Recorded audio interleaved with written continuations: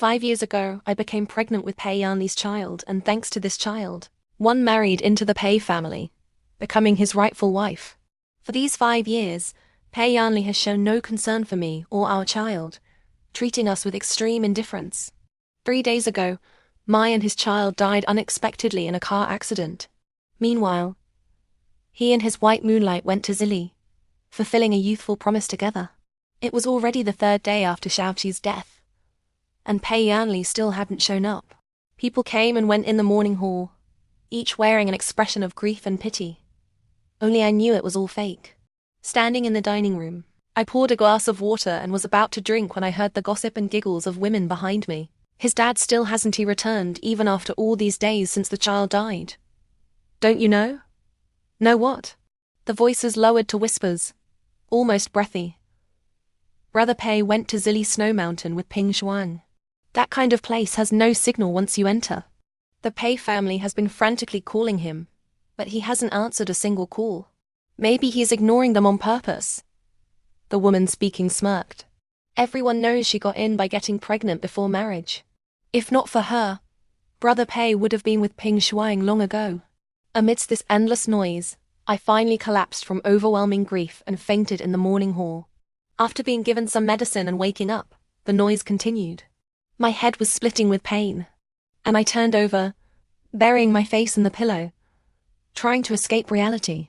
The damp, salty smell of tears filled my nostrils. It was from all the crying I had done these days. My tears had soaked the pillow, yet Pei Yanli still hadn't returned. The noise faded with the sound of heavy footsteps. Someone in the crowd seemed to say, "Yanli, you're finally back. Yanli. Pei Yanli? Yanli? Pia Yanli? Pei Yanli?"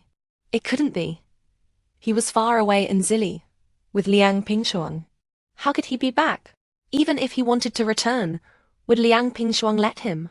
She deliberately chose Xiaoqi's birthday to take Pei Yanli on an international flight. That night, Xiaoqi hung his head as the candles on the cake burned low, their light reflecting on his round, innocent face, illuminating his disappointment. He loved sweets so much, yet he hadn't taken a single bite.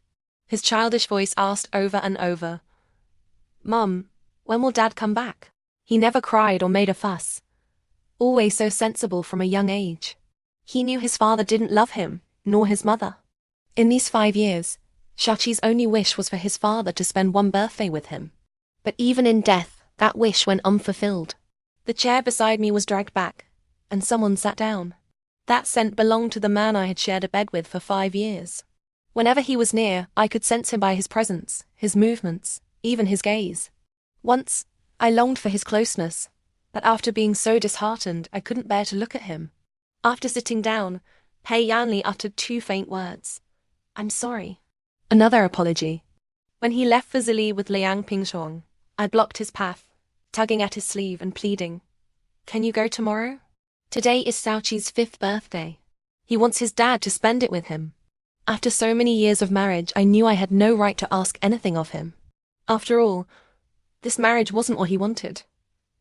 But when it came to Xiaoqi, I always wanted to try. Unsurprisingly, Pei Yanli pushed my hand away, expressionless.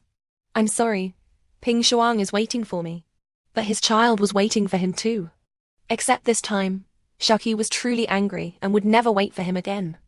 The room felt cold. I curled up, burying my head deeper. Pei Yanli sat beside me, knowing I was awake. He was always so sensitive and suspicious, aware of my every move over the years. First, he feared I would set him up again. Second, he feared I would hurt his beloved. "You're awake." Pei Yanli's tone showed no sadness, only impatience. "The people downstairs have left. Get up and eat something." How could he be so calm, as if the child who died wasn't his? True. All these years he never saw Xiaoqi as his child, nor me as his wife. After all, if not for my mother's scheming, I would never have ended up in Pei Yanli's bed, or become Mrs. Pei. Pei Yanli hated me, hated my mother. He once called us the farmer and the snake. Thinking of Xiaoqi brought another wave of sorrow. I buried my face in the damp, soft pillow, my voice hoarse and choked with sobs. "Have you seen Xiaoqi?" Yes. Good that you saw him. I tried to suppress my crying. You can leave now. Pei Yanli's voice was as light as a breeze, as indifferent as ever. I didn't get the calls. The signal cut off in the mountains. Really? Really? Was this emphasis or an excuse to absolve himself? Whatever it was, I didn't care anymore. Okay, leave now. Pei Yanli didn't leave. Dissatisfied with my attitude. Tang Zi, the child was only a few years old. How could you let him go out alone? As his father, I think you owe me an explanation. Explanation? Hey. I let out a soft laugh, then slowly sat up. I must have looked terrible, tear-streaked face. Creases on my skin, sunken eyes, lifeless gaze, pale as a ghost.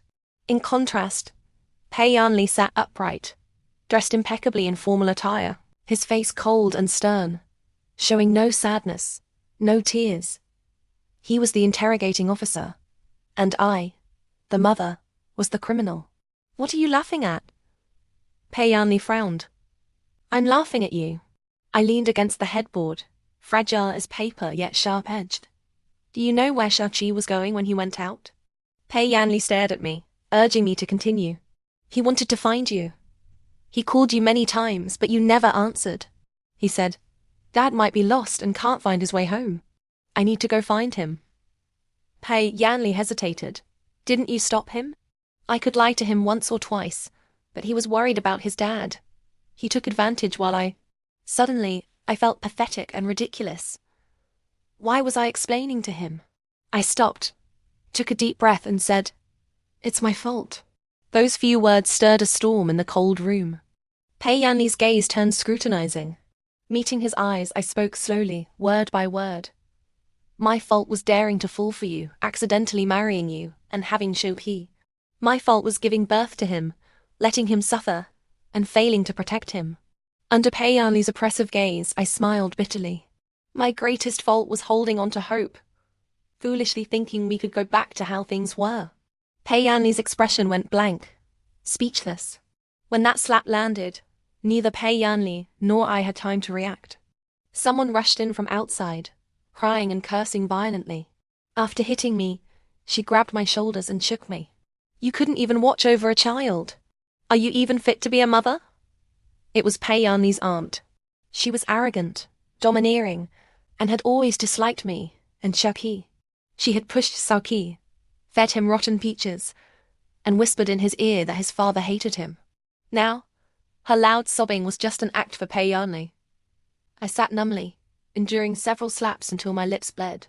Yet Pei Yanli, my husband, watched calmly, unmoving, his eyes filled with indifference. From the past until now, whenever Shaoqi and I needed help most, he never lifted a finger. My hair was pulled, the pain sharp. Amidst the curses, I met Pei Yanli's cold gaze. Once, if I fell and scraped my knee, he would frown and ask repeatedly if I was okay. Times had changed. Now, as I was beaten before him, he could stand by and watch coldly. Over the years, my feelings for Pei Yanli had shifted from youthful infatuation to cautious devotion after his hot and cold behavior, only to end in a marriage born of scheming, making me his wife. Once I loved him, had hopes and felt guilt. The tension of the past days snapped. I suddenly sat up, grabbed his aunt's arm, and slapped her back. She was stunned, covering her face, eyes wide with disbelief. In this family, apart from Pei Yanli, I owed no one anything, and neither did Shaoqi. That slap was long overdue. On the day we went to Zhengyang Cemetery, my face still bore unhealed wounds, my left cheek swollen, my chin scratched. If Pei Yanli hadn't pulled me and his aunt apart that day, my injuries might have been worse. But it was me he pushed away. Sitting in the car, the cold seeped in from all sides, but I felt nothing, staring blankly out the window. Pei Yanli sat beside me, answering a call from Liang Pingchuang. On the day of Shaoqi's burial, as his father, he still had to take another woman's call. His tone was as casual as ever, but with Liang Pingchuang, he showed a special patience. Yes, I'll be busy for a few more days. You go back first. Her. I turned slightly, feeling Pei Yanli's gaze sweep over me. He then handed me the phone. Ping Xuan wants to talk to you. In the past I would have thrown the phone. But without Xiaoqi, what was the point? Under Pei Yanli's surprised gaze, I smiled and took the phone, holding it to my ear. The screen still held his warmth. Once I longed for everything about him. His scent, his voice, his warmth. I wanted to be close. But now, even a brief touch made me sick. Liang Pingzhong's voice came through the receiver, as poised and cheerful as ever. Tangzi, how are you? I stayed silent. The pressure from the person beside me felt suffocating, as if one harsh word to Liang Pingzhong would get me kicked out of the car. Pei Yanli had done it before. On a snowy night, just because I called Liang Pingzhong in front of him and warned her not to ruin someone else's ceremony. He flew into a rage, smashed his phone, and threw me out. That night, I walked for 2 hours in the freezing snow. Later, I burned with fever for a week. He never visited. It was Xiaoqi who sat by my bed, his small hand on my forehead, calling out, "Mum," over and over. It was for Xiaoqi that I survived. Without me, how would that child have stood a chance in the Pei family? But now, I was the one without him. The life was being drained from me, and I had lost the will to live. In my ear, Liang Pingzhuang repeated, "Tangzi, how are you after losing your child?" Her voice was soft and low, ensuring Pei Yanli wouldn't hear. "You must not be doing well because you've lost your bargaining chip." Xiaoqi was indeed my bargaining chip to marry Pei Yanli. Without him, I wouldn't have entered the Pei family. But without him, what meaning did staying have? This wasn't where I wanted to be, not from the start. I moved my dry, aching throat. "Then I'll give him back to you." Liang Pingzhong paused. "What?" "I'll give him back to you." I was wrong again. That wasn't the right way to say it. "Sorry, he was always yours." The phone was snatched away. Pei Yanli hung up, his expression a mix of disbelief and anger. What nonsense are you saying to Pingzhuang again? What could a mother who lost her child say to her husband's lover? No warnings, no curses, only letting go. Letting go. So the lovers could be together. I no longer had the strength to hold on. Even my own life felt meaningless. In a light drizzle, Xiaoqi was laid to rest. The photo on the tombstone was taken when he was 3. We had planned a family portrait that day. Xiaoqi and I arrived early, waiting from morning till night. All around us were happy, loving families, laughing and posing under the photographer's guidance. Amidst their joy, Xiaoqi and I seemed utterly pitiful. I could endure Pei Yanli's indifference. But what about Xiaoqi? The gloomy weather, the cold tombstone, the unsmiling photo that day. Xiaoqi had forced a smile for the picture, hiding his disappointment to keep me from feeling sad. Someone held an umbrella over me. I bowed my head, praying and confessing before Xiaoqi's tombstone, wishing him a pair of loving parents in his next life, so he wouldn't suffer the same cold indifference as he did in this one. Rain swept past my eyes and a shadow moved by. It seemed like Pei Yanli. I lifted my heavy eyelids and saw the hem of his black coat brush by. He bent down and placed something before Xiaoqi's grave. When he straightened up, I saw it clearly. A racing car building set. My heart clenched in confusion. I immediately grabbed Pei Yanli's sleeve. Fearing I'd cause a scene in front of family and friends, he whispered, "We'll talk later." "What is that?" I asked calmly. Pei Yanli glanced back. "A birthday gift for Xiaoqi. He asked for it before. I just didn't have time. He asked you for it. We agreed on it." Alarmed by the despair on my face, Pei Yanli grabbed my wrist. "What's wrong?" My legs weakened, as if a knife were twisting inside me. I fell to my knees before Xiaoqi's grave. My child. On his last birthday, he had received a fake gift but still smiled through it. Xiaoqi must have known the watch was from me, but when I said it was from Dad, he accepted it gladly, smiling, and saying he'd thank his father. He knew everything. He knew his father never loved him, never prepared a birthday gift for him. Only in death did he receive this belated present. But what was the point now? The atmosphere at home was heavy. Pei Yanli's father was waiting for him, a cane gripped in his hand, his thick brows furrowed tightly. His tone towards me, however, remained gentle. "Zhaozi, you go upstairs first." I knew.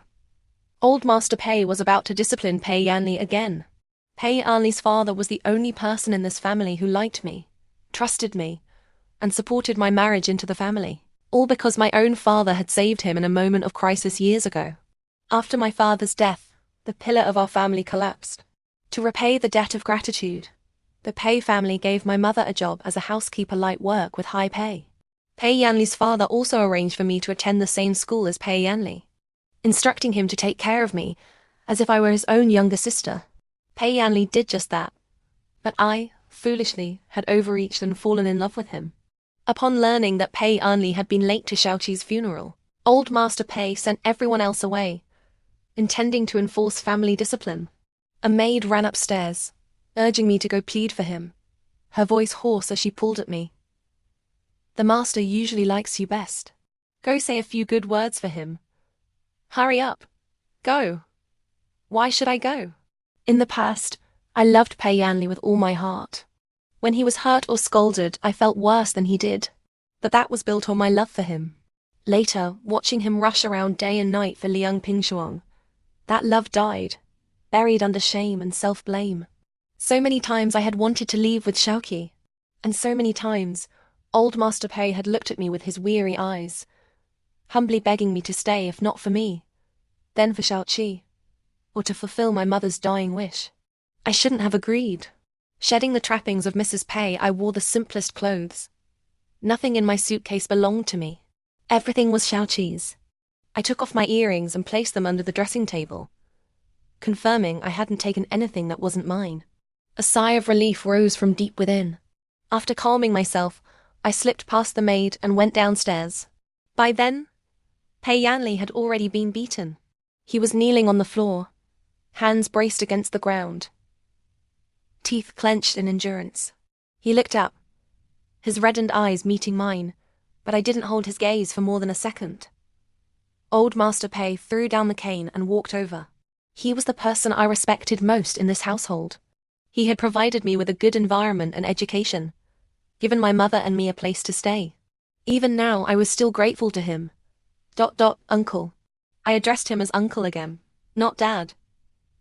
I still remember the day I officially entered the Pei household. Old Master Pei took my hand, placed it on Pei Yanli's, and earnestly admonished him. Xiaozi is a good girl. Treat her well. Just like that day when my mother and I first arrived at the Pei house, he had introduced me to Pei Yanli in the same way. From now on, Xiaozi is your younger sister. You'll go to and from school together. You must take good care of her. The difference was, the teenage Pei Yanli could still smile at me, look after me at school, take me to the cafeteria, wait for me after classes, and even drag me to watch him play basketball. Even though the girls who liked him swarmed the court, he always insisted I be there. He was so dazzling, so outstanding, the center of attention wherever he went. I, on the other hand, was utterly ordinary. When I followed him, I always kept my head down, dressed plainly, hair in a ponytail, wearing the same school uniform forever, not even daring to meet his eyes when I spoke, so timid, introverted, unlikable. Back then, everyone at school knew Pei Yanli kept me around because his father owed my father a life. He was kind enough not to mind my social awkwardness and dullness, taking me along wherever he went. But the moment Liang Pingzhong appeared, that balance was shattered.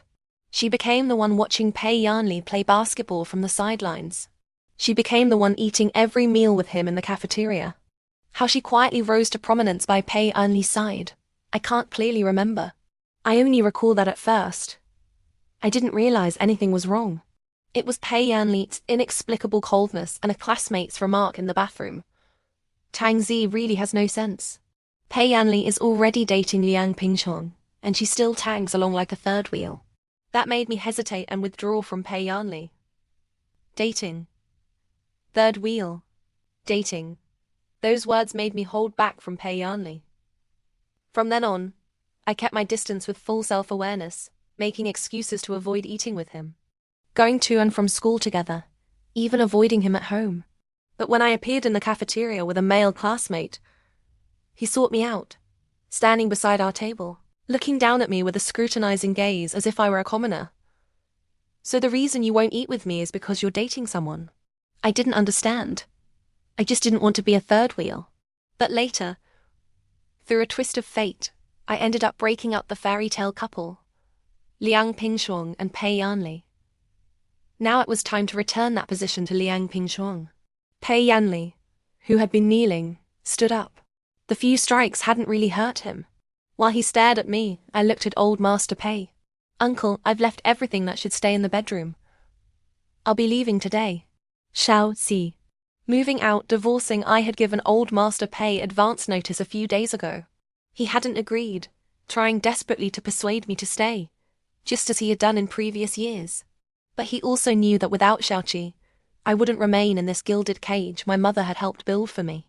Pei Yanli, like an outsider, seemed utterly perplexed by the exchange between me and his father. Leave? Go where?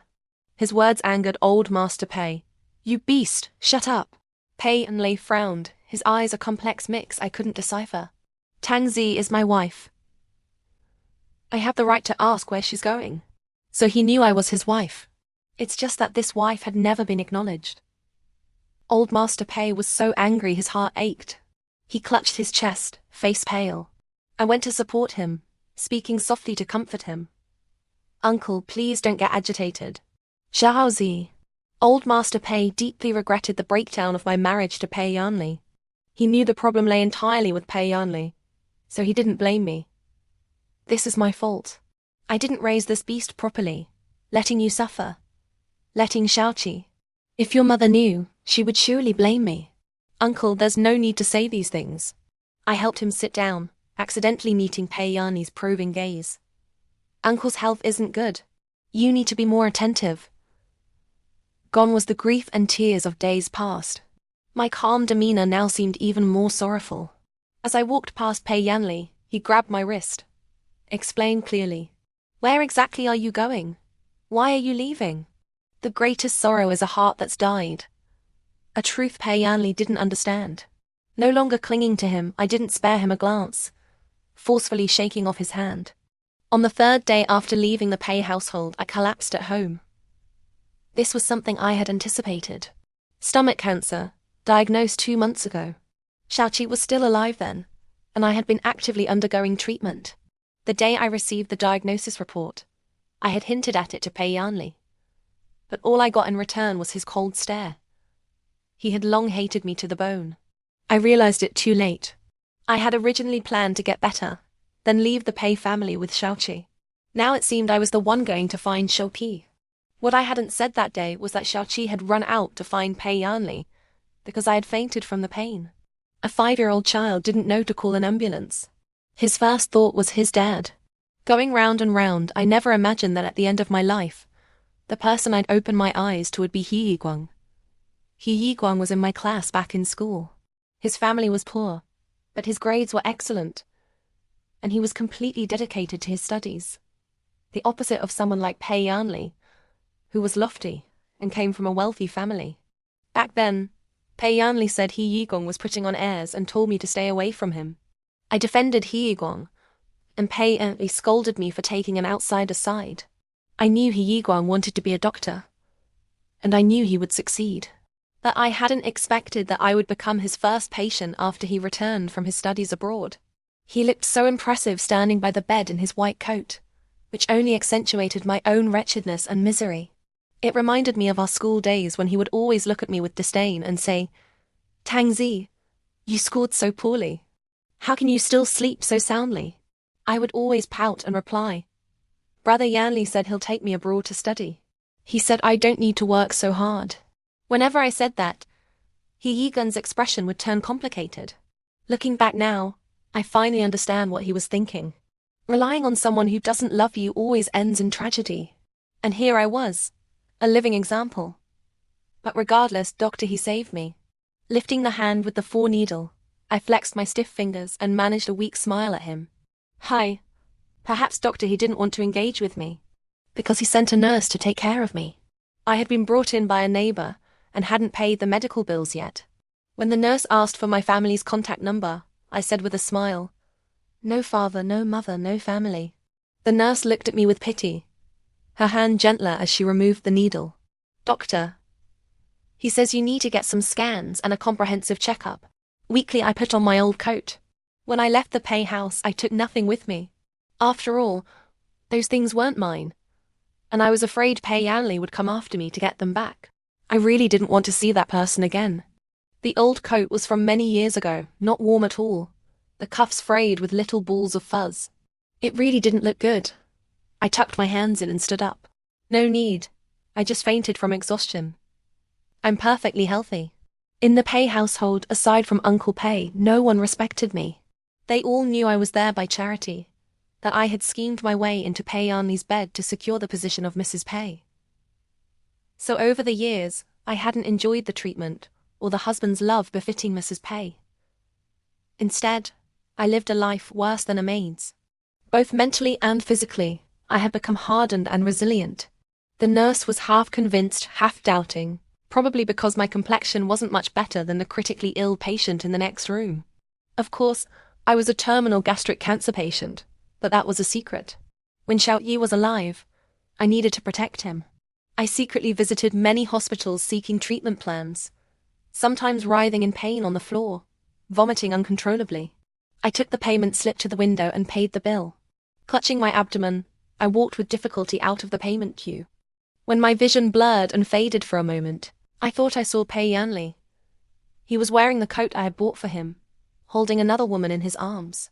At that moment, I wished my consciousness were even more blurred, so I wouldn't have to see the scarf around Liang Pingxiong's neck, the one I had painstakingly knitted for Pei Yanli with my own hands. After he took it, I had asked many times, "Where's the scarf?" He only ever said, "I forgot." So he had given it to Liang Pingxiong. He could have just thrown it away, but he chose this method to humiliate me. I wasn't surprised. Instead, I felt a wave of profound calm. Perhaps in that very second, Pei Yanli exhausted the last of my love and guilt toward him, burying it all along with Xiaoqi's death. The dream was over. I had lost my child within my marriage and was left with nothing. He had a new love by his side and had gotten his wish. Standing amid the coming and going crowds in the hospital, I remembered the many times over the years. The ties I gave Pei Yanli that Liang Pingxiong used as rags. The anniversary of his mother's death when I waited late into the night, only to see a post on Liang Pingxiong as social media. "You always make my heart ache so." And now, the scarf I had knitted stitch by stitch, wrapped around Liang Pingxiong's neck. My mother had taught me how to knit it. It was my first attempt. When I gave it to Pei Yanli, I was so nervous, hoping just for a smile from him. But there was none. He just took it and said, "Don't bother with things like this next time." He wanted to tell me that no matter how hard I tried, it would be futile. But I just wanted to make amends, to be a good wife. And back then, the one standing beside me, tugging at my clothes to comfort me, was Xiaoqi. He said, "Mom, don't be sad. Dad just has a hard time saying nice things." Silly child.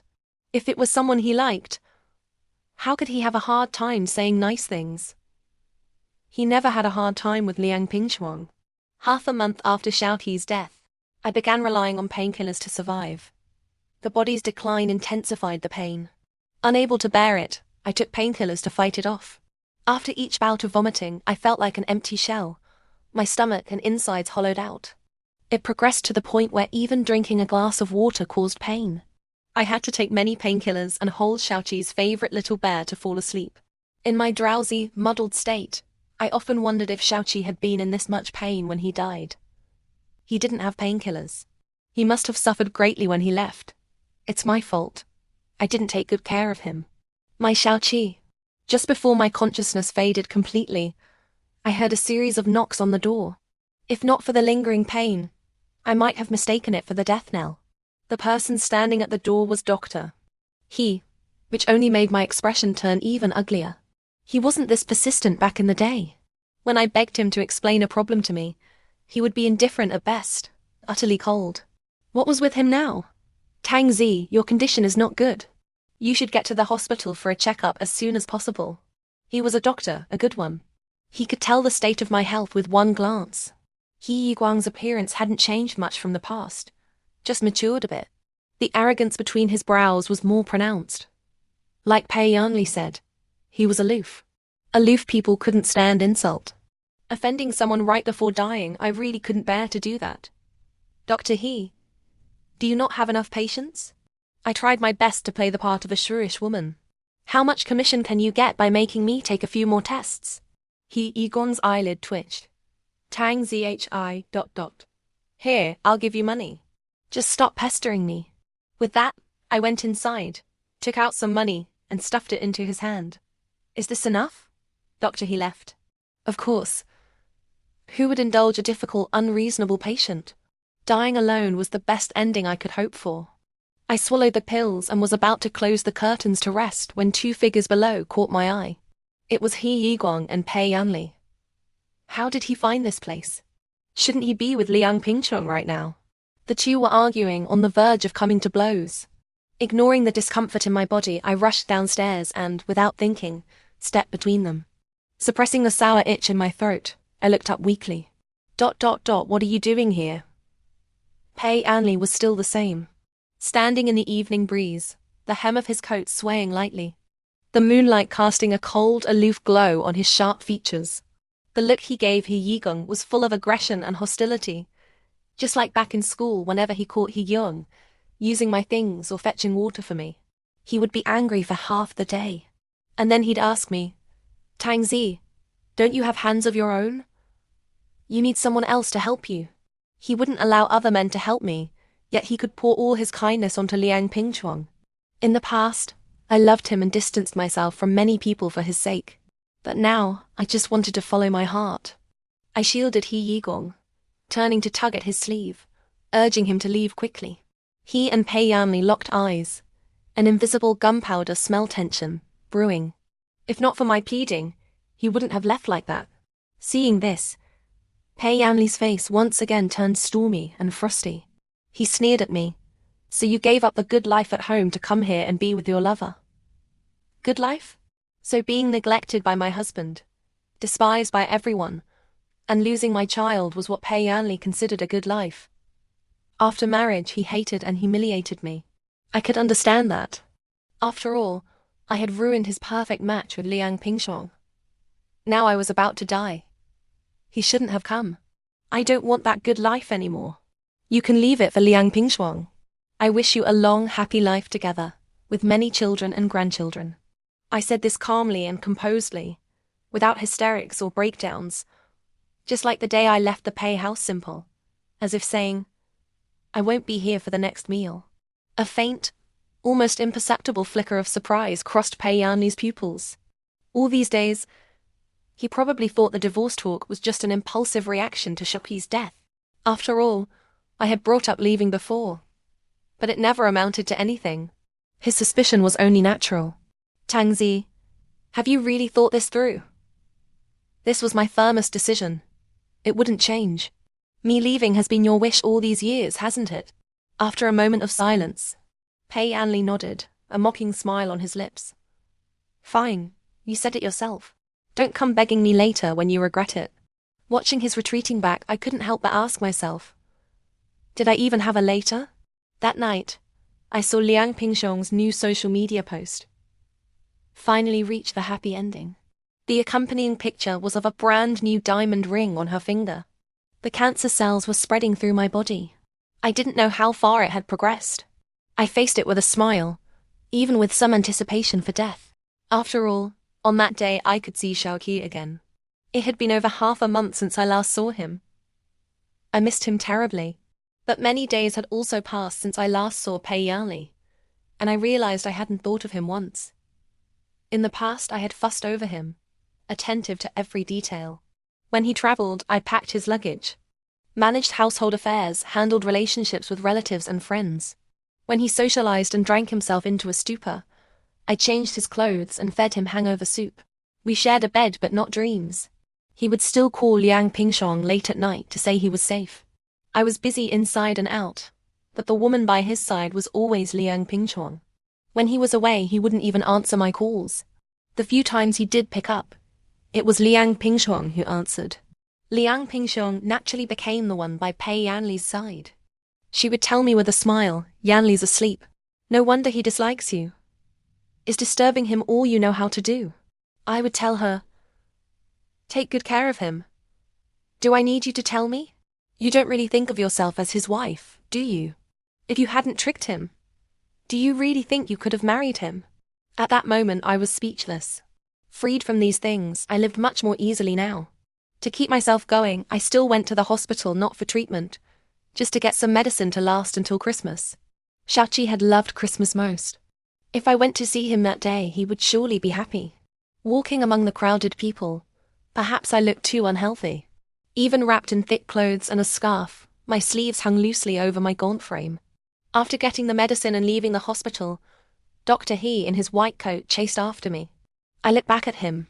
He approached with a frown, his gaze fixed on my face. I covered part of my face with the scarf, afraid he might notice something. After all, aside from the seriously ill, no one would lose so much weight so rapidly in such a short time, and in such a sickly way. Tang Zi. He Yiguang seemed about to say something, but it turned into a sigh. Where are you going now? Muffled by the scarf, I said. The bus station. I'll take you there. For some reason, my eyes suddenly welled up with hot tears. I wanted to refuse, but He Yiguang had already started walking ahead. This road outside the hospital saw many people every day. I wasn't the only one terminally ill and alone. He Yiguang's voice sounded beside me. After I left last time, did Pei Yanli misunderstand you? He was always misunderstanding things between you and me back then. I shook my head. No, we're divorced now. When I was studying abroad and heard you two got married, I was shocked. Before I left the country, he came to see me, threatened me not to go, saying you. He Yiguang looked down at our two shadows on the ground and gave a low laugh. Never mind. That Pei Yanli is such a contradiction. He told me not to like you, yet said he only saw you as a younger sister. I stopped walking. When did he say that? After Liang Pingshuang appeared. I remembered. Before Liang Pingshuang appeared, Pei Yanli would suddenly snatch my soda away, drink from my bottle, then lean in to kiss my cheek, reminding me with a smile, don't drink so much cold stuff. This can is mine now. But that was too long ago. So long I had almost forgotten we once had such sweet memories. Many people saw the ambiguity between us. At first, Pei Yanli didn't explain. I went to find him, following behind him. That evening's sunset stretched his shadow long under the parasol tree, his eyes holding some warmth. I asked him, why don't you explain? He countered. Explain what? In the sultry atmosphere, Pei Yanli blinked, about to say something when the family driver arrived to take us home. After returning, Pei Yanli went alone to his father's study and stayed there for a long time. From then on, Pei Yanli suddenly turned cold. He no longer proactively took me to meals, nor went to pick me up. I sought him out a few times, but he would say with a cold face, don't bother me. I didn't know what had happened. I tried my best to please him, but it was all futile. Then Liang Pingshuang appeared. He never drank my soda again, never kissed me again, and gradually grew distant from me. When friends asked him, aren't you with Tang Zi? Why are you getting involved with Liang Pingshuang now? He would frown, displeased, and say, I only see Tang Zi as a younger sister. If not for her father's sake, she wouldn't even be fit to be that.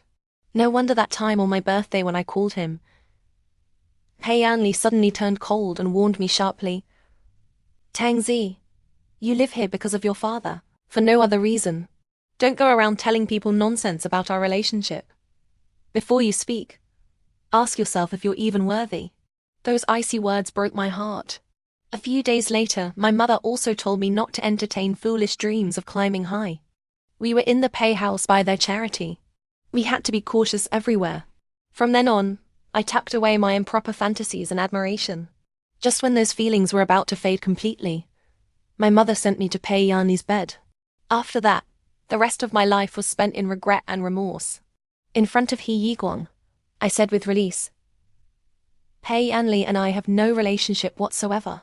These words took only a few hours to reach Pei Yanli's ears. The desolate, watery night sky hung over the black vehicle. Pei Yanli stood by the car, having removed his overcoat, wearing only his suit. Smoke curled around his fingertips, shrouding his figure, making him seem somewhat unreal. No relationship whatsoever. Tang Zi, you bore my child. He still remembered we had a child. He Yiguang must have told him. I had no energy to probe. I just smiled and said, the child is gone. Doesn't that mean there's no relationship anymore? Pei Yanli was momentarily speechless. A cigarette was about to burn to its end.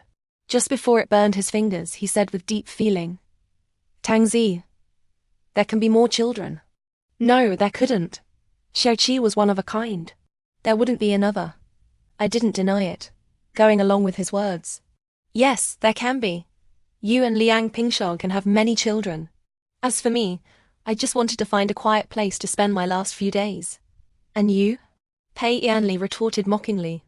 Will you and He Yiguang have children? My head throbbed. I didn't notice his use of the word again. My whole mind was focused on escaping this man who caused me so much pain. It would be best not to see him again before I died. Each meeting reminded me of Xiaoqi. Even my tone took on a desperate final edge. You can think that if you want. I turned to leave. But Pei Yanli grew angry, gripping my arm fiercely. That impassive face showed a ripple of emotion. Have you forgotten? You're still my wife. Not for much longer. The wind rushing into my throat brought a metallic, sweet taste. Pei Yanli looked at me searchingly, as if gauging the truth of my words. After a moment, he seemed to reach a conclusion. Tangzi, your methods of scaring people are as stupid as ever. Do you think you can survive without me? Was it a scare tactic? No one would use their own life to scare him. Besides, with or without him, I probably wouldn't survive. After this, as if to force me back, Pei Yanli didn't proceed with the divorce settlement. He seemed determined to make things difficult for me, even reclaiming the house I was currently living in. I was homeless, while he was marrying someone new. No one could remarry less than a month after their son's death. But Pei Yanli was doing just that. News of his impending marriage to Liang Pingshuang reached me through many mouths. How celebratory the event was. How angry it made old Master Pei. How happy the other Pei family members were. How much gossip circulated privately. I knew it all. But now, I listened to it as if it were a joke. I was no longer a character in this farce. Why would I care? Liang Pingshuan called just as I was swallowing medicine with warm water. Bitter. The bitterness flowed from my very core. If I couldn't suppress it, I would vomit. Tangzi, I'm going to marry Yanli. The wedding is at the end of next month. What did that have to do with me? Forget it. Not wasting a single extra word, I said bluntly. Congratulations. Then I hung up and continued taking my medicine. But how was I to know that when Liang Pingshou made that call, Pei Yanli was right beside her, looking utterly dejected, not at all like a groom. Perhaps only then did he realize that my wanting a divorce was real, and that my feelings for him were truly gone. With no place to live, I was like a stray dog. When Pei Yanli called, he probably meant to mock me. Carrying my luggage, standing at the entrance to the bus station, watching the crowds come and go, I heard Pei Yanli's illusory, dreamlike question in my ear. Tangzi, I'll give you one more chance. Do you want to come back? My eyes felt prickly and dry. He still had a soft heart. Perhaps out of nostalgia for the past, he was urging me to return. But why, when Xiaoqi was alive? Hadn't Pei Yanli shown such mercy and spent just one day with him? It was too late. No one needed this plea to stay. Clutching Xiaoqi's teddy bear in my hand, it still carried the milky scent of a child, faintly retaining the warmth of his skin and hair. Touching it felt like touching Xiaoqi's soul. Pei Yanli, I won't go back. Never again. I looked down at the bear's eyes, as if meeting Xiaoqi's gaze, my voice trembling uncontrollably. In the past, I wronged you. I apologize, and I apologize on behalf of my mother. Actually, I planned to divorce you a couple of years ago, but Uncle Pei had promised my mother to take care of me. He didn't agree. That's why I delayed you and Liang Pingshuang. I'm truly sorry. After saying this, I hung up. Just before boarding the bus, I received another text from He Yiguang. Tangzi, you have terminal gastric cancer. Why aren't you getting treatment? He Yiguang found me by the sea. This was one of Xiaoqi's wishes from when he was alive. I had made a list, wanting to fulfill them for him in my limited time. First item. Spend birthday with Dad. Crossed out. Second item. Family trip to the sea. Divorced, only I was Xiaoqi's family now. This wish could be considered fulfilled. Standing by the sea, the sand soft and damp. the waves gently lapping at my feet, the vast expanse of blue ocean blurred by my tears. I wanted to make amends, but my sobs only grew more uncontrollable. If only I had agreed to bring Xiaoqi here when he was alive. How wonderful that would have been. At least he wouldn't have left with so many regrets. But back then, I always thought of family, and Pei Yanli couldn't be absent. In the end, the only one standing by the sea was me. The wind and sand made every part of my body ache. I forced myself all the way back to the hotel, but as I reached my room door, He Yiguan stood there like an apparition. His figure seemed to double in my vision, his anger undiminished. His professional integrity as a doctor was on full display at this moment. Tangzi, do you know you're courting death? A patient refusing treatment, running off so far. Wasn't that courting death? Before I could take painkillers, the pain made me faint. Fortunately, I collapsed in the presence of a doctor. Otherwise, I wouldn't even have been able to fulfill Xiaoqi's third wish. Doctor, he wanted to send me to the hospital, but at my stage, a hospital stay would just waste money on hospitalization fees. I didn't have much money left at all. The previous medical bills had also been advanced by He Yigong. His family had been poor. Back in school, he always wore a white shirt, the collar and cuffs washed to a pale, wrinkled state. In the sunlight, you could see the fuzz rising from the fabric. Unlike Pei Yanli's wealth, his life was frugal. Precisely because of this frugality, I had to pay him back. The man I was infatuated with for 10 years wasn't by my side. In the end, the man who saved me paid my hospital fees. My medicine was He Yigong. I asked him, "Why are you so good to me?" It had been so long since anyone treated me so kindly. He Yigong didn't say much, just brought a clean scarf and wrapped it around me. Then said, "You were very good to me in the past. Was I?" I couldn't remember at all. So illness to this extent could affect memory. Back then, your eyes were only on Pei Yanli. Of course you don't remember bestowing kindness on someone like me. Somehow, I had a trace of resentment in his tone. He Yigong knew how to save people. He brought me medicine, looked at my sickly appearance, and said earnestly, "Painkillers can't save you. In your condition, it's best to start chemotherapy as soon as possible.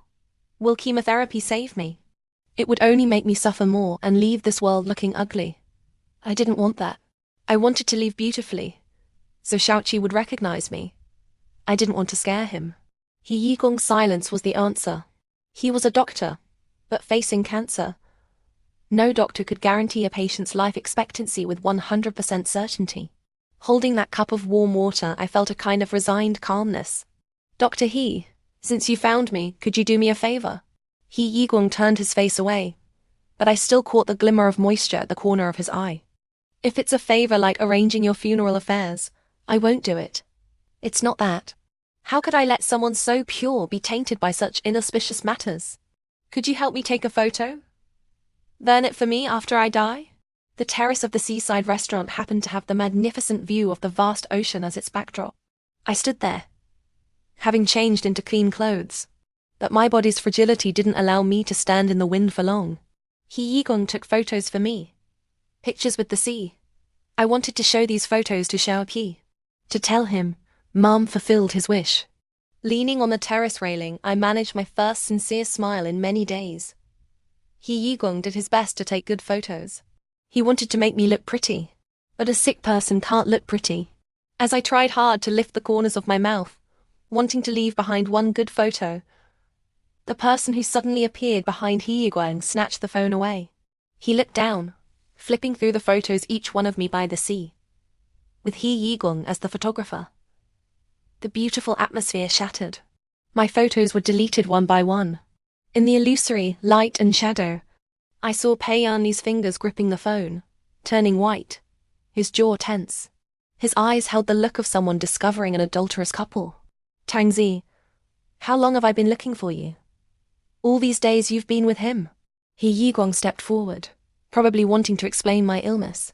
I stopped him, holding onto his arm to support myself. "I haven't congratulated you yet.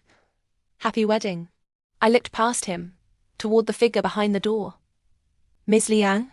The four of us sitting together for a meal. The last time this scene occurred was back in our school days. So many years had passed. But Liang Pingzhuang hadn't changed at all. She was still the most talkative at the table, serving me food as if there was nothing absurd about this situation. Tang Zi, it's only been a few days. How have you lost so much weight? Not just weight. Even my lips and face had lost all color. As she said this, Pei Yanli also looked over. His gaze seemed pained, but it was probably my imagination. How could he feel pain for me? Is this how Mr. He takes care of people? What did this have to do with He Yiguang?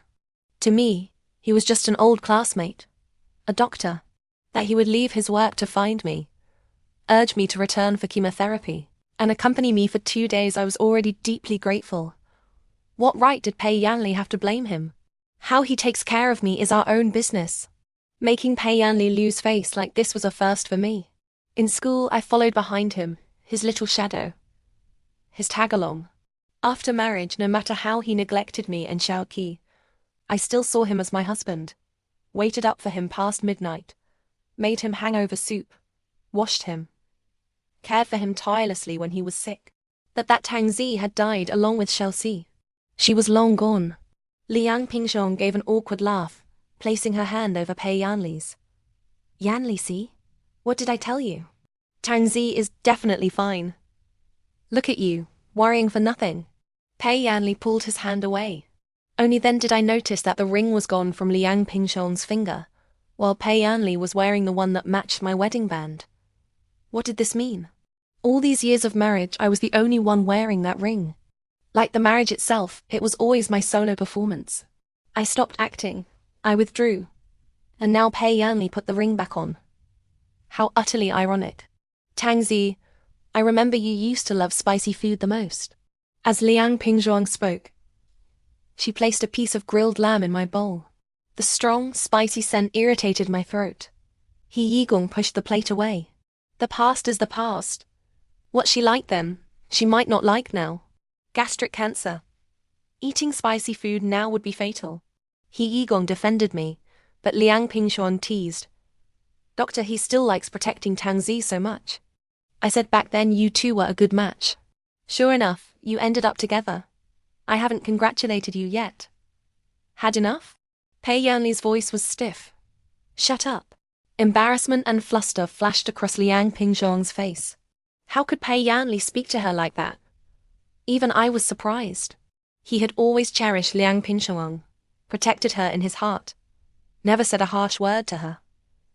Now he turned cold over a mere joke. Besides, back in school, hadn't he joined Liang Pingxiong in teasing us? When He Yiguang and I ate together, Liang Pingxiong would suddenly appear, making ambiguous, suggestive remarks. Pei Yanli would stand beside her, his gaze toward us always cold. Then he'd say quietly, "So much talk over a meal. You two really are a pair." He had said such things before. Now he wouldn't allow Liang Pingxiong to say them. That piece of meat was pushed toward me again by Pei Yanli. Things I didn't like, he always forced me to accept. I don't believe eating one bite will matter. Will you be satisfied if I eat it? I picked up my chopsticks with a resolve that felt like facing death. My eyes reddened. Once I loved him. Later, I lived with him out of guilt. Now I had nothing left and he wanted to push me to my death. Without waiting for his answer, under Pei Yanli's stunned gaze, I ate that piece of meat, chewing and swallowing. He Yiguang suddenly snatched the chopsticks from my hand. Tang Zi, do doctors always make such a fuss? This wasn't poison. It wouldn't kill me. I didn't want to die yet. I just wanted to get rid of Pei Yanli. How strange. When married, I yearned so much to see him, but he wouldn't come home at night. After divorcing, he kept appearing. But what did I need him for now? A sudden, twisting pain struck. Covering my mouth, my face deathly pale, He Yiguang stood up and blurted out, "And you call yourself Tang Zi's husband? She has a STOM ... His voice cut off abruptly. I gripped his hand tightly. Pei Yanli asked, puzzled. A stom. What? Stomach problems. As soon as the words left my mouth, I couldn't hold back a cough. Covering my lips, bending over, a patch of crimson blood landed in my palm.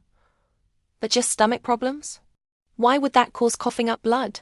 After returning from the seaside, Pei Yanli appeared more and more frequently, while my complexion grew worse and worse.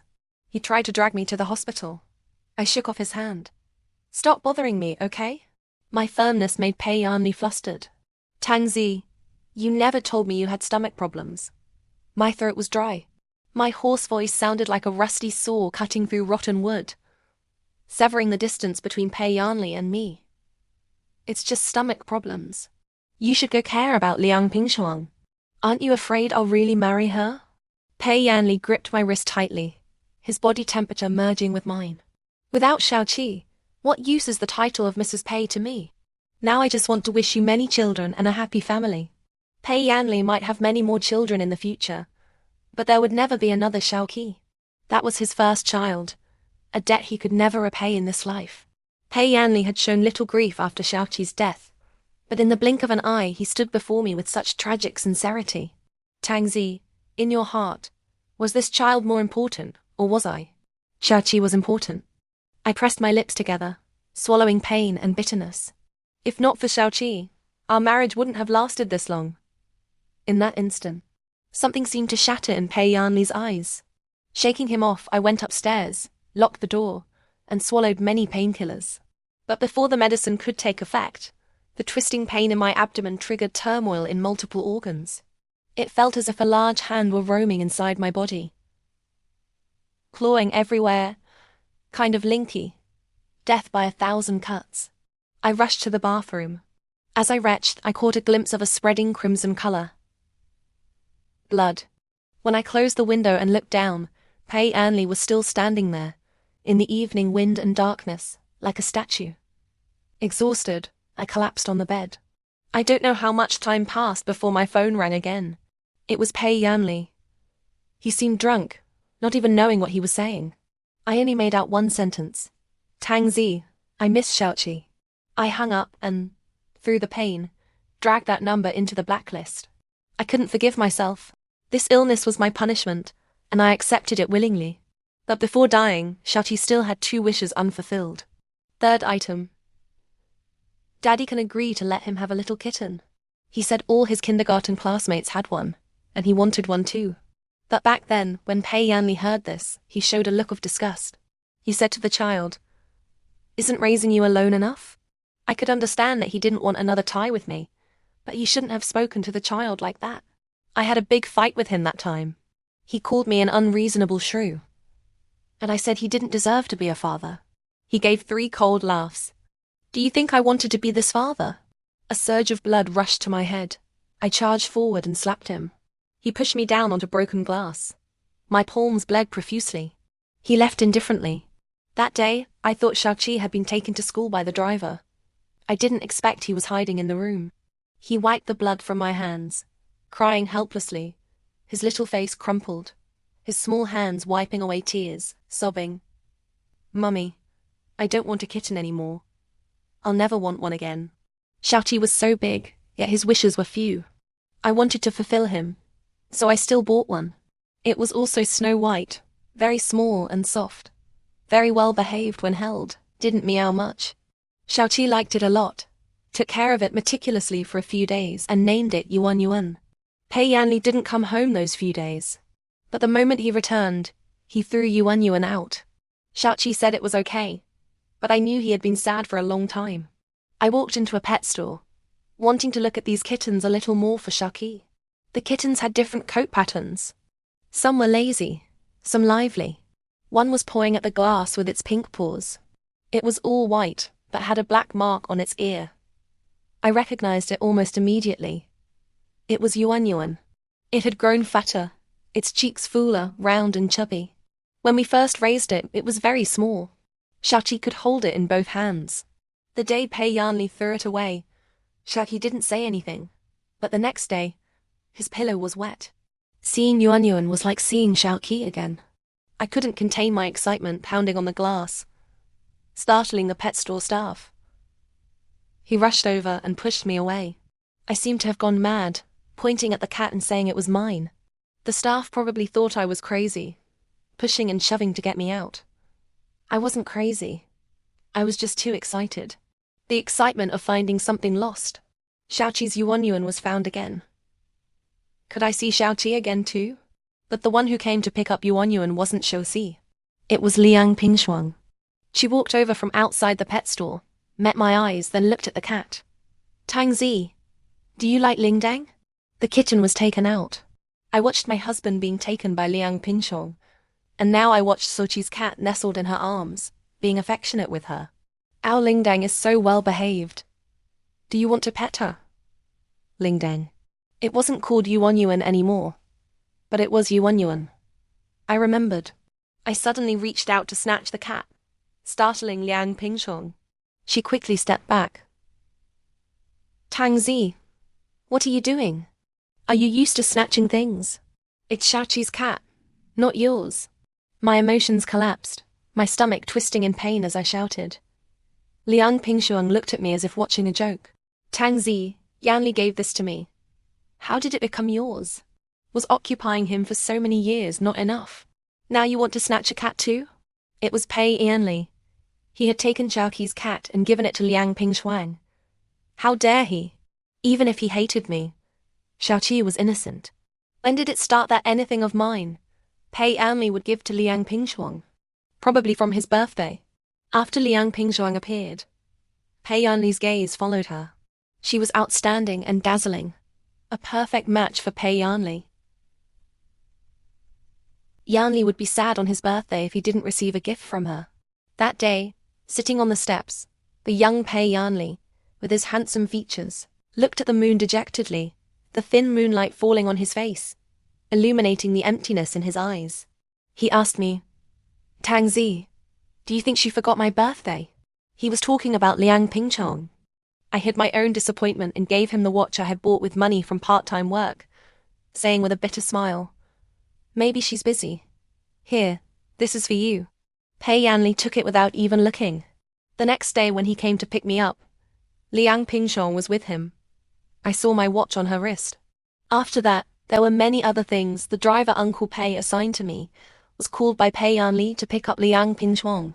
Liang Pingchuan was participating in a competition, and Pei Yanli gave her my design drafts. And later, it was the opportunity to study abroad. That day he stood before me, frank and without a trace of guilt. Tangzi, Pingshuang needs to go abroad more than you do. She is very talented and shouldn't be buried. On the same day, my mother was diagnosed with stomach cancer, with not long to live. She hoped Pei Yanli would take me abroad, her dying wish. Liang Pingshuang even took that away from her. I couldn't help but sit by my mother's bedside and cry all night, not knowing whether I was crying over the lost opportunity to study abroad, my dying mother, or Pei Yanli's heartlessness. Back then, I wasn't a mother. I didn't know how a mother sees her child's tears as a deadly weapon, powerful enough to make my mother, who had lived an ordinary, honest life, plot against Pei Yanli. The night before Pei Yanli and Liang Pingshuang were to go abroad, I ended up in bed with him. I understood my mother's well-intentioned plan. She was afraid Pei Yanli would marry Liang Pingshuang, afraid I would have no place in the Pei family, afraid I would have no one to rely on after she was gone. If I had known there was something in that drink, I wouldn't have drunk it. But Pei Yanli didn't believe me. In the hotel bed, he gripped my neck, demanding to know what I meant by being with Hu Yuang, and then climbing into his bed. I said I didn't know. He laughed, a laugh full of bitterness, his grip tightening, his words like sharp blades tearing open my chest.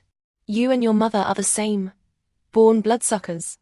Those were the last few days of my mother's life. I went to see her with a face full of injuries. I accused her, blamed her. I asked her outright, what is your relationship with Uncle Pei?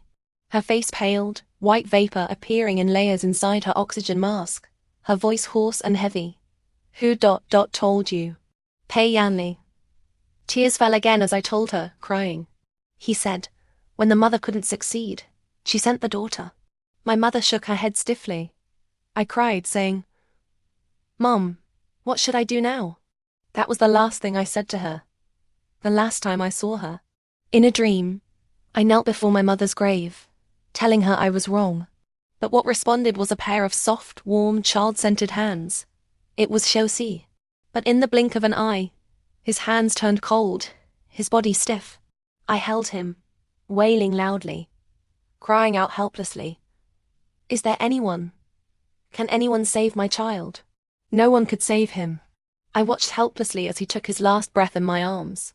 In the dream, tears streamed down my face. I learned later that my mother and Pei Yanli's father had almost gotten together, but then she fell ill and learned of my feelings for Pei Yanli, wanting to make a match for us. But by then, Liang Pingshuang was by Pei Yanli's side. She did it for me, bearing this bad reputation. Even if she had to be vicious once before leaving, she wanted to ensure my prosperous future with no worries about food or clothing.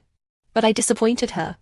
I didn't maintain my status as Mrs. Pei, didn't protect my own child, and ended up with the same illness as her. Waiting was too long.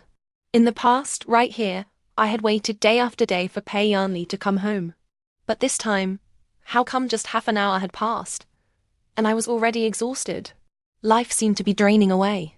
At this rate, I didn't know if I could last until Christmas. Xiaoqi had loved Christmas the most in previous years. This year's Christmas gift was Yuan. For Yuan, I didn't hesitate to come personally, to see Pei Yanli one more time. When Pei Yanli arrived, I was waiting downstairs at the old house, my face as pale as paper. He walked over with a frown, his tone surprisingly gentle. "Why aren't you resting in the room? You look so bad. Isn't your stomach problem any better?" "What stomach problem? It was cancer. It wouldn't get better." I avoided his hand reaching for my forehead. "No need. I came to ask you, was it you who gave Yuan to Liang Pingshuang?" "What Yuan?" He didn't even know the name of Xiaoqi's cat. He casually gave it to Liang Pingshuang, who renamed it Ling Dang. I couldn't smile, couldn't cry, only faced it calmly. Xiaoqi's cat. It was his. Pei Yanli's eyes were very complex. He reached out, gently stroking my face. The apology in his expression was impossible to ignore. "Let's go upstairs first. We'll talk about the cat another day." What another day did I have left? "I just want Xiaoqi's cat." My voice rose uncontrollably. Once my emotions surged, I couldn't hold back a cough. Bending over, my face flushed, coughing until my vision blurred. Pei Yanli patted my back to help me breathe. I waved his hand away, my expression urgent. "Don't be anxious. I'll call and ask for it right now." He took out his phone, glanced at the empty coffee table, and shouted displeased. "Why is no one bringing a glass of water? Are they all dead?" How rare. He still cared whether I had water to drink. After making the call beside me, I waited for Pei Yanli's reply. He walked over, speaking righteously. "I'll get Yuan back for you. Wait for me here, okay?" Seizing the moment, I brought up another serious matter. "Can you give me the money that belongs to me after the divorce? I need money very much right now." I needed to pay back He Yiguang. He wasn't from a wealthy family. The money he spent on me these days was too much. I had to return it to him. Nothing was better than leaving with a clear conscience. "Did you come here to ask me to find a cat, or to ask for money?" I said. "Both." His expression instantly became much more complicated. Moving his weak body, he took a card from the bedside wallet and handed it to me. "The password is Xiaoqi's birthday." So he remembered Xiaoqi's birthday. Remembered the date, but never showed up. I took the card, but he didn't let go. "I'll give you the money, but it's not a divorce settlement." Pei Yanli continued, speaking earnestly and seriously. "Tang Zi, wait for me to come back. I'll go find Xiaoqi's cat. Let's start over. I've redecorated Xiaoqi's room. Next birthday, we'll spend it with him together, okay?" But I wouldn't live to see Xiaoqi's next birthday. Why couldn't he have agreed sooner to spend a birthday with Xiaoyi? Too late. Pei Yanli was really too late. This wait felt like a lifetime. Tormented by illness, I looked at the Pei family's old house, remembering the first time my mother and I walked in here. Pei Yanli was still a youth. Later we got married here. The night I wore my wedding dress, I waited for nothing. Then my mother died. I cried in the bridal suite Pei Yanli and I shared. He found me annoying and threw me out. During the pregnancy with Xiaoqi, I was immersed in grief. I discovered the pregnancy very late, long past the time for any procedure. During those months, Pei Yanli urged me more than once to have an abortion. He truly detested this child. I refused. I raised Xiaoqi bit by bit, alone taking him for shots and medicine, dressing and warming him, lulling him to sleep. My heart broke with every tear he shed. All my worries vanished with his every smile. Xiaoqi knew Daddy didn't love him, or me. To help me get a little more love, he hurt himself. Made himself catch colds and fevers multiple times, just to get Pei Yanli to come see us. But that wasn't what I wanted.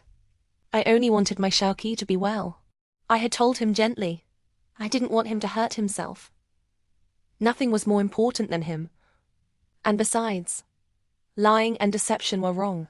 But Xiaoqi didn't listen. He was just a child. He just wanted Mommy and Daddy together. Soon, Pei Yanli found out, and this tactic lost its effect. Until news of Xiaoqi's death reached him, he thought it was another one of Xiaoqi's tricks. In this house I met Pei Yanli, lost my mother, had a child and lost a child. Perhaps I had truly reached the end. These memories flashed through my mind like scenes from a play. Pei Yanli returned in the early hours of the morning. He held a snow-white kitten in his arms, using its little paw to touch the tip of my nose. Xiaozi, the Yuan you wanted, I found her for you. Was it Yuan? My vision was almost gone. Reaching out to take the cat, I paused, recognizing the different eye color. The markings on the ears were the same, the size similar, but it just wasn't the same. It was intuition. What's wrong? Pei Yanli asked me. He let the cat lie in his arms, continuing as if to himself. Before, Xiaoqi was small. I always thought having a pet might hurt him, and then you'd be heartbroken, so I didn't agree to let him have one. I lowered my hand, not intending to hold the cat. This wasn't Yuan. Why find a fake Yuan to deceive me? If Siqi knew, he would surely blame me. Pei Yanli, at this point there's no need to lie to me. Here I had waited a lifetime. In the end, I couldn't even get Xiaoqi's cat. Pei Yanli was stunned. Lie to you about what? This isn't Yuan? I was too calm. So calm I was certain. Where is Yuan? He really had gone to ask Liang Pingshong for it. Looking closely, there were still slap marks on his face. His collar was a bit wrinkled. Probably they had argued. He returned anxious and exhausted, but still tried to coax me with the cat. Yuan fell from a building. Half an hour after Pei Yanli made the call. Liang Pingshong was the murderer, but no one could punish her. I felt pain and sorrow, but was numb. I want to leave. Where are you going? Pei Yanli let the cat slip from his arms, freeing his hands. He looked as if he were pleading. But what was he pleading for? Home. All strength drained from my body. My vision went black, my legs gave way, and I collapsed. My last murmured words were 3. Find Xiaoqi. But before I could find him, I fainted right before Pei Yanli's eyes. It was so noisy. Who was knocking? Who was calling my name? I tried with all my might to stay conscious, but my muddled thoughts were filled with faint, chaotic sounds like broken fragments, like a man shouting and smashing things. The family doctor's collar was grabbed. She is my wife. She's sick. Why didn't you tell me? I saw. It was the Pei family's doctor. Standing beside him was a cold-faced He Yuguang. He retorted to Pei Yanli. She's your wife. She's about to die, and you only just found out she has stomach cancer.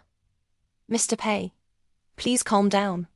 The family doctor tried desperately to manage the situation. Over 2 months ago, I called you. You yourself said Miss Tang's affairs were none of your concern. So he should have known long ago. I slowly exhaled. The oxygen mask pressed against my face, each breath sounding like a countdown, each one difficult and precious. Pei Yanli walked over. Before dying, I saw with my own eyes that proud man bow his head before me. He wanted to take my hand, but was afraid of hurting me. His hand hung in the air, for a long time unable to put down, like a child who had broken a beloved toy, desperately trying to make amends, to piece it back together, but not knowing where to start. A moment later, he covered his face. Faintly, I heard his choked sobs echoing through the hospital room. So noisy. Could he please stay away? But unfortunately I couldn't speak, couldn't curse. I don't know how much time passed. Doctor, he walked over. My eyelids twitched as I saw his white figure standing behind Pei Yanli. You're disturbing her like this. Get out. Pei Yanli's voice was a choked roar, hoarse and cracked. He cried for a long time. Cried so much it was starting to annoy me. I once thought I shed the most tears. I never imagined he could cry too, and for me. You only regret when someone is about to die. Where were you before? She was your wife. All these years, have you ever cared for her? Yegan's words pierced like needles, one by one. Before, you suspected us. Even after marriage, you still suspected. But have you ever thought that she just wanted to be your wife? I think Tangzi deserved better. I didn't think she would get sick. Really, I didn't. The hospital was full of critically ill patients. They couldn't eat, living on pills. Coughing blood was the mildest. Pain that felt like having one's heart torn out and blood drained was endured over 100 times daily. How would Pei Yanli know any of this? He just thought I was acting up over Shaoqi's death, making a fuss over nothing. He thought I would still go back. They argued by my bedside, completely disregarding that I was a dying person. Pei Yanli gently tucked my hand under the covers, turning his back to He Jiang. Aren't you a doctor? Can you save Xiaozi? She gave up on living long ago. No one can save her now. At this stage, He Yiguang was telling the truth. Pei Yanli, you, get out. The room quieted down. The sensations in my body felt illusory. My hand was lifted and pressed against Pei Yanli's cheek. He kissed my palm, tears falling. Why didn't you tell me you were sick? Because Shaoqi is gone, you wouldn't even treat your illness. Then what about me? In your heart, there's only that child. Did you ever save even a little space for me? Pei Yanli used my limp hand to slap his own face. It's my fault. How could I be jealous of Shaoqi? How could I be jealous of He Yiguang? We are husband and wife, Xiaozi. Wake up and hit me. However you want to curse me or hit me, I'm willing. He was calling my name. I could hear him. I desperately wanted to break free from his grip, because I saw Shaoqi waving to me, calling Mommy, saying, Mummy, it's so dark here, I'm scared. I wanted to rush over and hug him, but Pei Yanli's hand held me tightly. Why, even at this moment, wouldn't he let me go? A needle pierced my skin. The pain made me furrow my brow, my toes curling, the ache seeming to reach into my very bones. Medicine flowed into my body. The pain briefly vanished, but the pain of life itself could not be soothed by medicine. People bustled by the bedside. Doctors, nurses, anxious voices accompanied me. The vital signs on the ECG were very weak now. In the throes of death, I seemed to see Shaoqi again. He was sitting on a patch of soft grass, his small body lying in it. He looked up, that soft little face with a pair of dimples, his eyebrows curving when he smiled. He sweetly called me Mommy. I wanted to go hold him, but someone beside me was still calling my name. The scene distorted. Pei Yanli's face appeared before my eyes. He was calling my name, but I wanted to go with Shaoqi. I wanted to say, stop, let me go like this. It was my final wish. But he didn't stop. These past days, he had sought the best doctors to save my life. But even the best medicine was useless to me now. I had lost the will to live. My consciousness was following the Shaoqi in my dream. But in reality, Pei Yanli held me tightly, not letting me go. Until there was a fluctuation on the ECG. It was he who brought me back. He said he was my savior, that my life belonged to him, that I should cherish it. I lay in the hospital for a week. During that week, Pei Yanli stayed by my side, not leaving a single step. But I knew I couldn't hold on any longer. At life's end, I saw the person I least wanted to see. Christmas Eve. Liang Pingshong stood by my bedside. Seeing me like this must have pleased her greatly. She observed my miserable state, taking in all my ugliness and sickness. Yet she said, such retribution. Then she added, it's Pei Yanli's retribution. All these years he played me, used me, made me devoted to him, only to tell me in the end that he never loved me. He even took back the cat he gave me. What right does he have? The voices in my ear came intermittently, sentence after sentence, smashing into my stagnant heart. So in the end, none of us got what we wanted. Tangzi, you must wonder why he hated your child. Liang Pingshong leaned down, close to my ear. While I still had breath, she delivered a fatal blow. Because he thought it was your child with He Yiguang. I told him. I forged the paternity test results and he believed it. She laughed loudly a few times. Her body trembled, yet tears squeezed from the corners of her eyes. He actually believed it. My chest heaved violently. I could no longer tell if it was anger or something else. But Liang Pingshuang hadn't stopped. Do you know? When your child died, Pei Yanli, the biological father, was actually relieved. He thought with this child gone, he could start over with you.